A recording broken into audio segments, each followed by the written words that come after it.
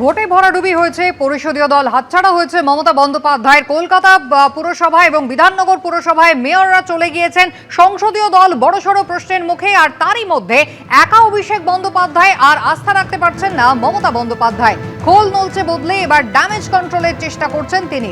ডানা ছাটা হয়েছে অভিষেক বন্দ্যোপাধ্যায়ের, এক পদে দায়িত্বে আনা হয়েছে আরো দুজনকে। সর্বভারতীয় সাধারণ সম্পাদক পদে এবার আনা হয়েছে আরো দুজনকে, ডেরেক ওব্রায়েন এবং দোলা সেনকে।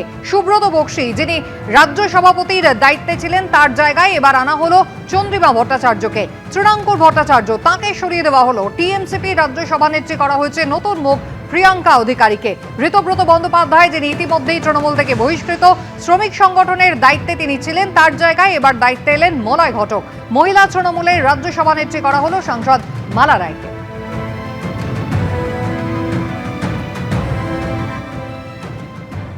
আমি দলের একজন সামান্য কর্মী।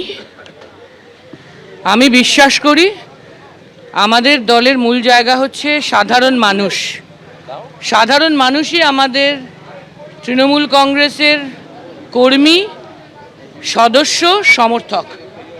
আর তাদের সঙ্গে জননেত্রী, মানুষের নেত্রী মমতা বন্দ্যোপাধ্যায় মাথার ওপর আছেন। এটাই আমাদের দলের বিশেষত্ব। মানুষ এবং মমতা, তার উপরে আমাদের ভরসা আছে। আমি একজন কর্মী মাত্র। দল আমাকে যখন যা কাজ দিয়েছে তাও করেছি অতীতে, ভবিষ্যতেও যা দেবে নিশ্চয়ই করব।